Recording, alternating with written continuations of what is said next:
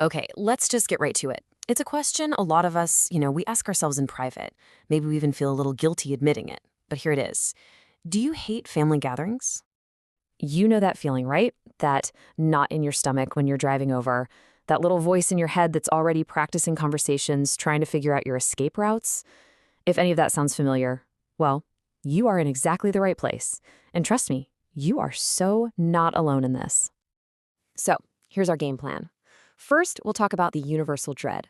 Then, we're going to dive into the anatomy of family tension. After that, I'm going to give you your survival toolkit.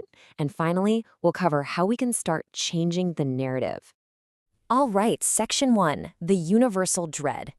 And look, let's just get the most important thing out on the table right away. If you find these gatherings stressful, it does not make you a bad person. It doesn't mean you don't love your family. It just means you're human. That's it. And this right here, this is the core of the problem, isn't it? It's this weird paradox.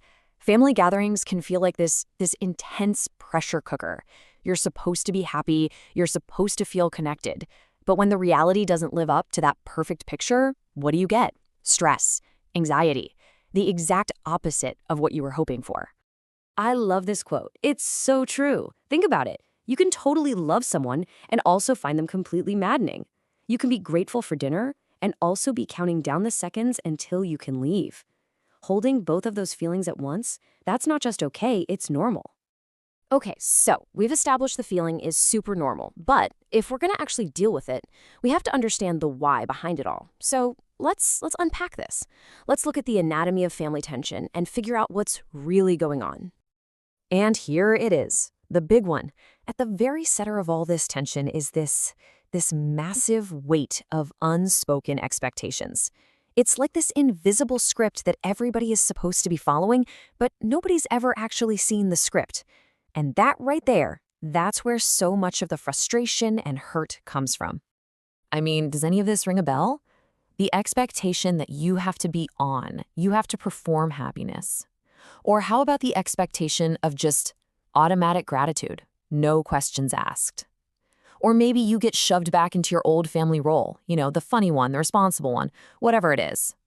And oh yeah, the biggest one of all, let's not talk about anything real.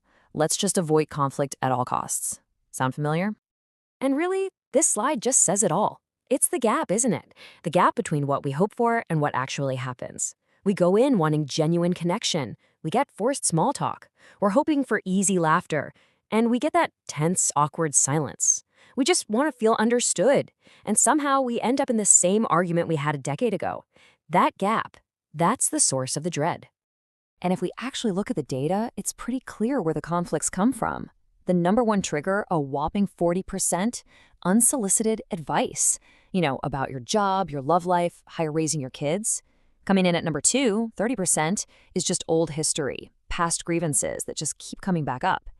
Then you've got clashing values at 20%. Politics, religion, all that fun stuff.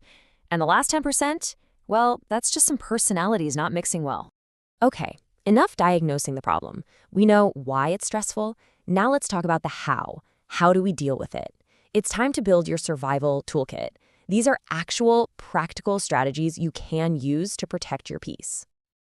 And the number one tool in this kit, the absolute most important one, is the boundary. And I really want you to hear this definition. A boundary isn't a wall you build to push people away. It's a gate that you control. You decide what comes in. You decide what stays out. This is about protecting yourself. It's not about attacking anyone else. So, okay, how do you actually do it? It's really just 4 simple steps. Step 1, decide your no before you even get there. What topic is off limits? Step 2, plan a simple, firm phrase. Something like, I'd rather not get into that. Or, hey, let's talk about something else. Step 3, and this is the most important part, say it calmly. No big explanation, no apologies. And step 4, change the subject. Just pivot. Anyway, how about that local sports team? Boom, done. You're in control. I want you to hear this loud and clear. You are not required to participate in every conversation. You don't have to jump into every debate. You have full permission to just opt out, to be a quiet observer, to literally get up and walk away from a conversation that's draining you. You do not have to fight every battle you're invited to. And what about in the moment, when you feel that anxiety creeping up? Here are a few quick escape hatches. Number one, plan your exit time before you go. Know when you're leaving. Number two, take a breather. Just step outside for a few minutes. Nobody will even notice. Three, find your ally. That one cousin or sibling you can actually have a real conversation with. And four, my personal favorite, give yourself a task. Help in the kitchen, play with the kids. Seriously, nobody ever starts an argument with a person who's clearing the plates. So, all these tools are great. They are amazing for getting through the day, for surviving. But the long-term goal here isn't just to survive, right? It's to actually change the whole experience. So now let's talk about how we can start changing the narrative. Now, this isn't a magic wand. It's not going to change overnight. The first year you try this stuff, you might just feel like you're in survival mode. And honestly, that is a huge win. Then maybe the next year, you move into what we call strategic navigation. You feel a bit more in control. And then maybe year 3, you start to find these little pockets of actual joy. It's a process, so be patient with yourself. This next idea it's really powerful. Family is not a noun, but a verb. Think about that. It's something you do, not something you are. And if it's a verb, an action, that means it's not just something that's happening to you. It means you're a participant. You get to choose how you do family. That gives you so much power back. And that really brings us to the most important point of all.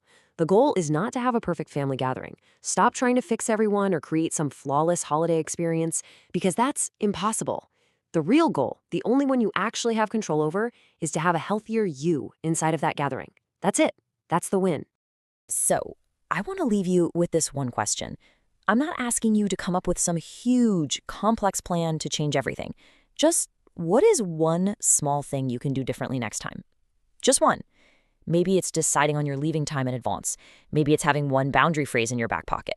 What's that one small step you can take to make things even just a tiny bit better for yourself?